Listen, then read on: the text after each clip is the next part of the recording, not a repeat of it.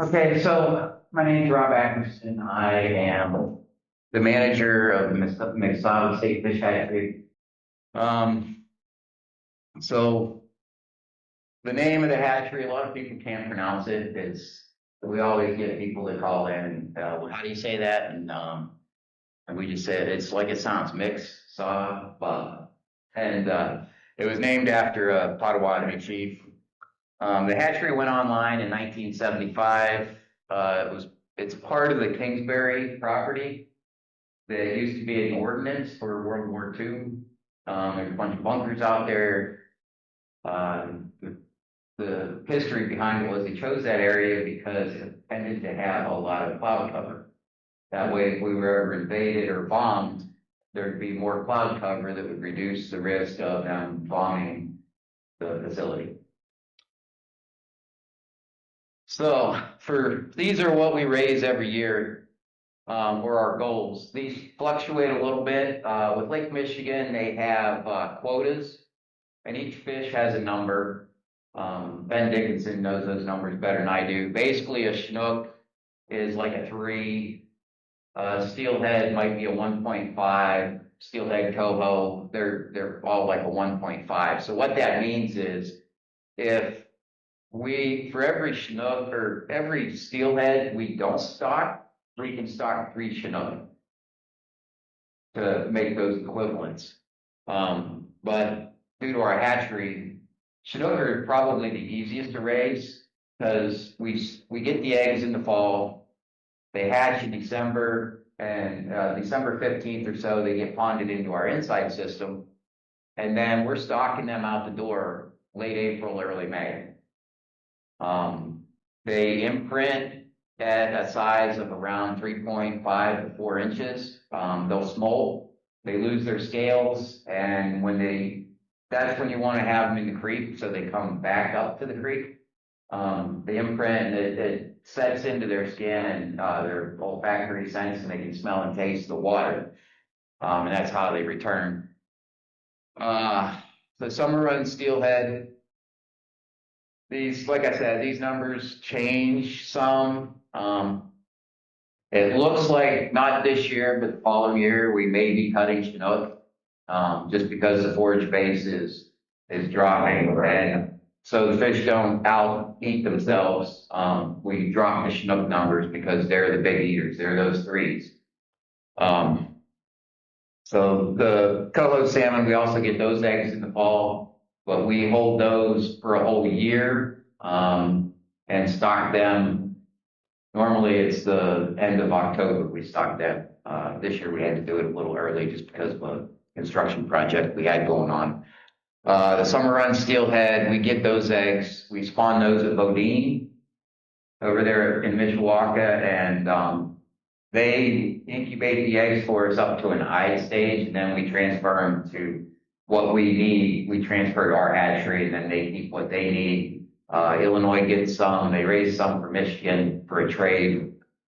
The winter run steelhead, we get those eggs from Michigan. The coho eggs and Chinook eggs also we get from Michigan. If they can't supply the coho or the Chinook eggs, then we go to Wisconsin. The surrounding states pretty much, we have an open trade. If someone needs eggs or fish, and we have them, we willingly give them out. So annually, we stock roughly 600,000 fish. The reason we stock these fish is because of a lot of the exotics, mainly the alewives. They came in, and I know most of you are probably too young to remember, back in the 70s, early 80s, the alewife population was so high on Lake Michigan that they were out competing each other and they were dying. And when they died, they floated up and then they just washed up on the shoreline and beaches. Well, nobody wants to go to the beach with a bunch of dead fish.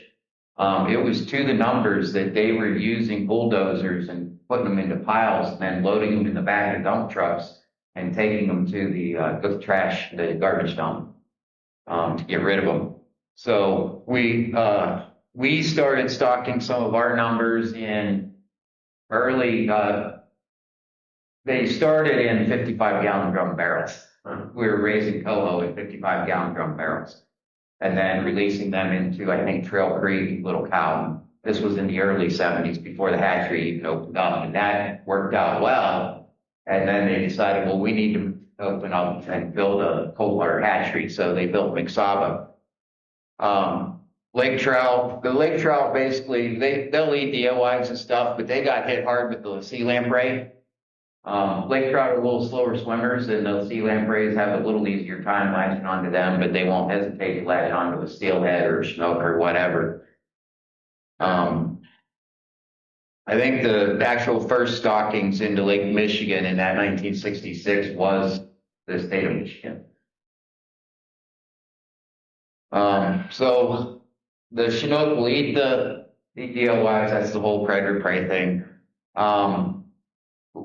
Indiana is such an agricultural state. The natural reproduction is very slim to none. So each egg has a micropile, one little pore that the sperm can get into to fertilize that egg. Well, in the spring, when steelhead are spawning or what, and even a lot of times in the fall, since we are an agricultural state, there's a lot of sediment and runoff from the ag fields. So all it takes is one little piece of that sediment to plug that pore, that micropile in the egg, and then the egg can't get fertilized. Well, when these fish are spawning in the creeks, they make these beds. Similar to what you see the bluegills do. If you're not a trout and salmon fisherman, the bluegills will make beds, but the steelhead will do it in gravel bars. And then they'll lay the eggs over top of that, and the eggs tend to drop down into that and settle into the gravel. Well, after the fish leaves, that bed fills up with silt, which chokes out a lot of the eggs. So if you have 2% of the eggs that actually got fertilized, they drop down in that, and then out of that percent, you might have another 1% that actually may hatch. So it is not a self-sustaining natural reproduction. The other reason they started doing the trout and salmon was because it provided an angler opportunity of sport fishing. I think there's been, the last study was quite a while ago, and I can't remember the exact number, but I think throughout Indiana, it was something like $15 million a year it brings in to the tributaries. It's probably mainly like Portage or East Chicago to Michigan City, but you see it on the St. Joe too. You get a lot of anglers that come up fish for the steelhead, and that's all the hotel rooms they spend, they stay at, the gas they purchase, the food they eat at the restaurants. It just brings in money to the economy. So that was one of the benefits to it. So this is one of the Skamanias. Bodine will collect the Skamania broodstock. They collect them now from Trail Creek. And they collect roughly 700. I think it's 450 females and 300 males, 250 males, somewhere in there. And they start their collections. It's been getting a little early. It's probably around late May, early June now. They usually get a big push around July 4th. Then in January, we're spawning. Every Tuesday in January at Bodine, we're spawning fish. And yes, that's me, much younger. We'll get the milk out of the males. We have a funnel and we put them into a little bottle. So we do one male into a bottle. We do a 1-to-1 ratio. So there's one male to one female. I think there was a professor up in Michigan, he was a geneticist or whatever, and this was what he suggested we do, a 1-to-1 to keep the genetics going. The females will check for ripeness out there. We anesthetize them with some strycane, methanosyl sulfate, TMS for short. It basically states the fish so we can handle them because there's no way we're going to be able to hold these fish. Plus, before they're anesthetized, they flop around flat. You just can't hold on to them. So the ones that are ripe, the eggs will start coming out. The ones that aren't quite ripe, the eggs are still kind of hard in their stomach, so we put those fish back in the raceway. We air spawn, so that's a needle that we inject into the body cavity of the fish and put oxygen in there. The oxygen gently forces the eggs out down into this tub. You can see them coming out of the vent. So since we are doing a one-to-one spawning, we want to check the milk to make sure it's viable. So this fancy ancient piece of machine basically zooms down. There's a piece of white paper down here, and we put a drop of milk on this little slide that's right in there, and he's got a dropper here, and he'll drop a drop of water on the side of that drop of milk or sperm. And if it's active, it's almost like an eruption. The sperm starts swimming around in that little bit of water. The sperm in a fish is not activated until it hits water. So it's not swimming around or motile until it hits water. So then we add the viable milk to these tubs. Then we add some salt water to that. And then we let it sit for a couple minutes, and all the eggs should be fertilized. Then we rinse that excess milk and clean the water out. And now we're straining all the water out, and then we put it in a 5-gallon bucket. And we'll do 10 fish to a bucket, add some iodine, disinfect for VHS. It sits in that iodine for about 30 minutes. And then it goes under a manifold where water hardens. It'll take about 2 hours for the eggs total to absorb water and expand, and then they become almost hard and rubbery instead of soft and gushy. After that's done, we put them into these incubation stacks. You can see this one right here. This is just a tray that goes into here. So there's one of these trays in each one of these little gray things. And we usually put, depending on the species, anywhere from 2 to 4 liters of eggs in each tray. And you can see we've got, I don't know how many, I think we've got close to 14 short ones, and we've got 4 of these double stacks. So you can see, I think there's a better picture in here later. You can see the little black dots in these orange eye eggs. Those are actually the fish eyes. All these white eggs are dead, whether they did not get fertilized during spawn or if transporting them from Bodine to Mixsawbah or whatever, you get some white eggs, and we do an eye up count. And usually we just did our Chinook, and our Chinook eggs were about a 75% eye up, meaning we only had 25% that were either dead, or you'll get blank ones that are orange like that too that don't have the eyes. So most likely that's an egg that did not get fertilized. So we do our own little way of being survival of the fittest. So we do an egg count on these, get our eye up, we look at the blanks, number of blanks, and our number of blanks are usually around 8 to 12%. If it's less than 5%, we don't do anything. We leave the eggs and we run them through this picker. If it's above 5%, we shock them. Basically, when we shock them, we've got water, and we dump one tray from about 16 to 18 inches into another tray that has water. When those eggs hit that water, it will rupture the membrane of the weak eggs. And then in 2 days, those weak eggs that got the membrane ruptured will turn white. So then we run all those eggs through this picker. I had an employee today, started at 7 o'clock, and she got done at 2 o'clock, and we finished traying up the eggs that she had picked. And I think she got 7 stacks done. We got 6 more to do. So we'll be picking eggs tomorrow if anybody wants to stop by and see the egg picker in action. I don't know how it works. It's got some sort of photo eye over in this area that can tell if it's a white egg or an orange eye. It might be off of reflection. I'm not sure what it is, but it'll spit out all of the white eggs into this little tube.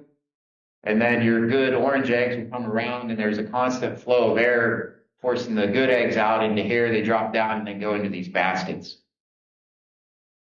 So this is the eggs picked coming out of there after, and this is the bad eggs that it threw out. You'll get some orange ones, but usually we have more than enough eggs.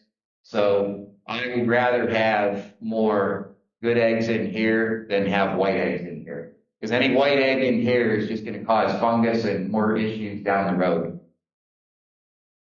So you can see a tray here that we, before picking, and this is after picking. You can clearly see the eyes in these eggs. We also wait until the eggs are strongly eyed. If you do it too soon before the eyes are real strong in there, they'll be faint. You know, they'll just be like a black speck. If you do it too soon, you can kill all the eggs. So this is technically, I believe, the alvin stage on the fish. This is one that they hatch. So, well, this is the fish actually in the egg before it is hatched.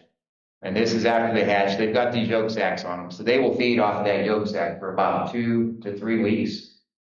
And then, I don't think it's probably the next picture. You get some deformities here, twins and stuff. They usually don't make it too long. So then they'll get to this stage where they've absorbed all of that yolk sac. So we'll take those trays and we'll put them into these. We call them cradles. I don't know who came up with it. Dave Munich, maybe. I don't know where he's seen it or whatever, but it's just wood with this is window screen down here that's in a U shape. So it kind of helps keep the dead eggs or dead fish that hatched in there so they don't fall down to the bottom. But it also lets the fish swim out when they're ready. And when we do this, you can see there's a little bit of dead fish and eggs over here that came out. We do this when they've buttoned up or absorbed all that yolk sac, because at that time they start swimming up to the surface looking for food. So at this point, we start out with, it's almost like a powder for the size of food, and we just get pinches, and we'll throw pinches in there 2 or 3 times during the day just to start feed training them a little bit. And then we've got feeders that we put them in. This is just our feed room. We do some water quality. We don't do a lot anymore.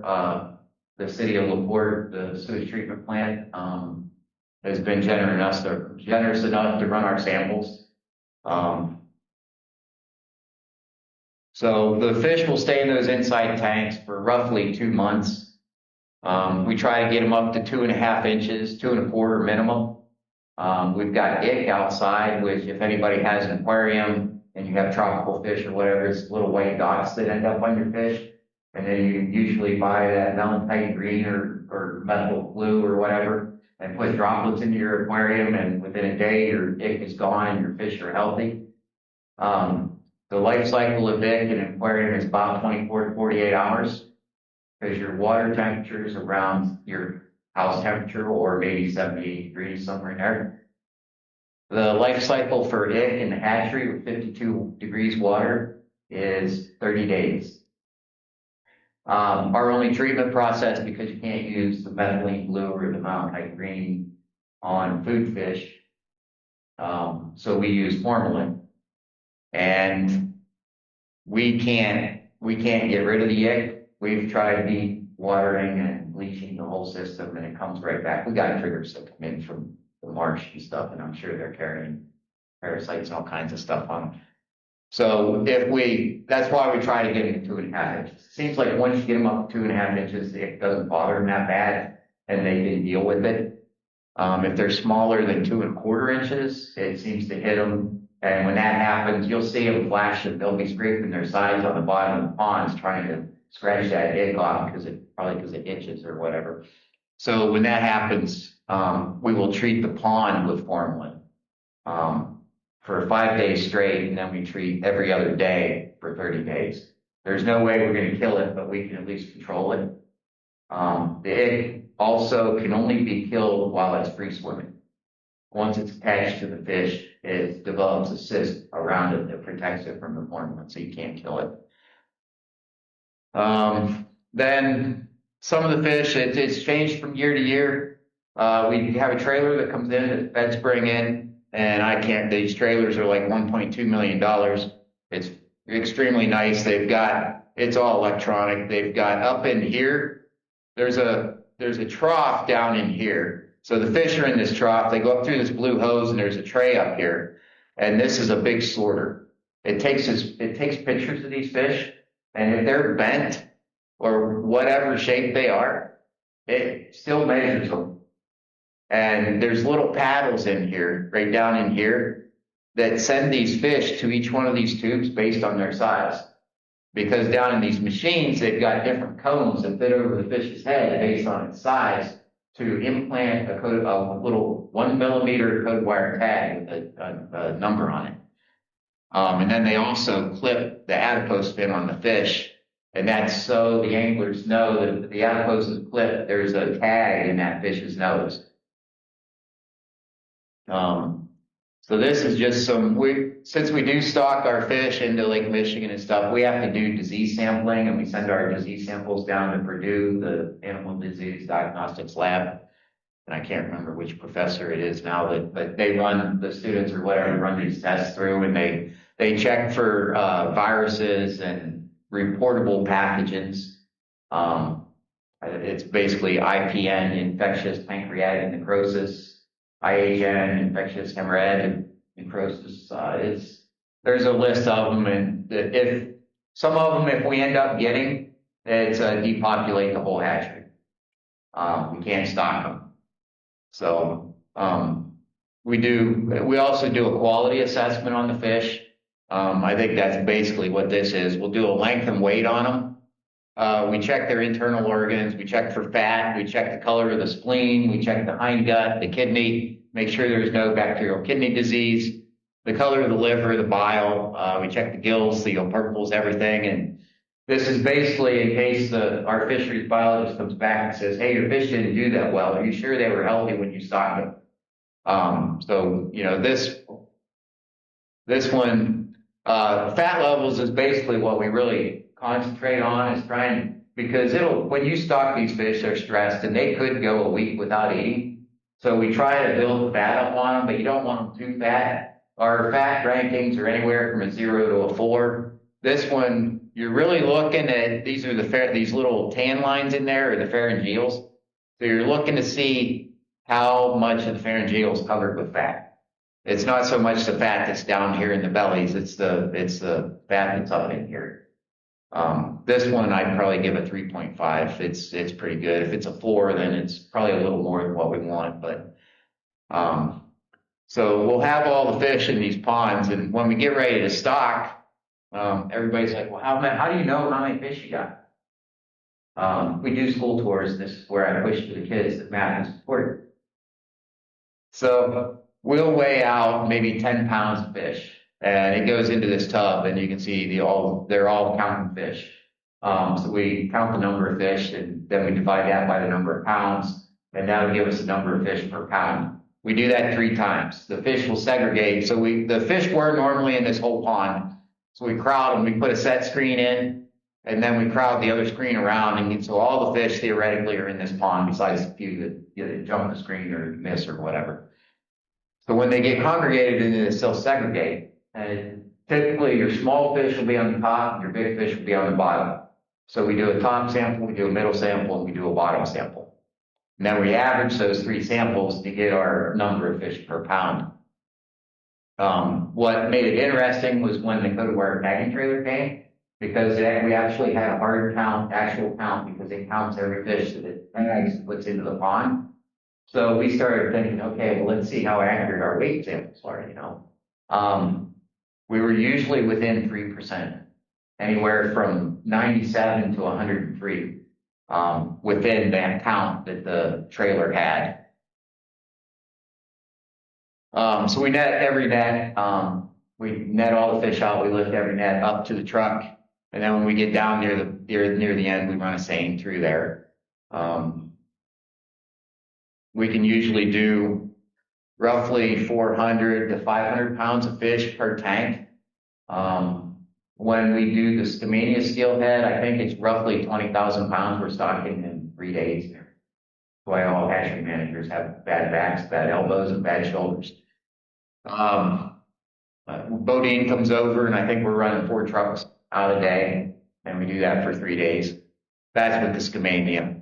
Most of our stockings are off of bridges. We have some anglers that complain they think these fish are dying because we're dropping them 10 feet down into the water, and then you say, well, the feds used to drop them into lakes out of airplanes and helicopters. That was more than 10 feet, so I'm pretty sure this is okay. This is one of the brown trout that we raised. We had a couple empty ponds, so we decided to start trying to raise some brown trout for the inland trout program. The rest of our fish are all over Lake Michigan and the tributaries.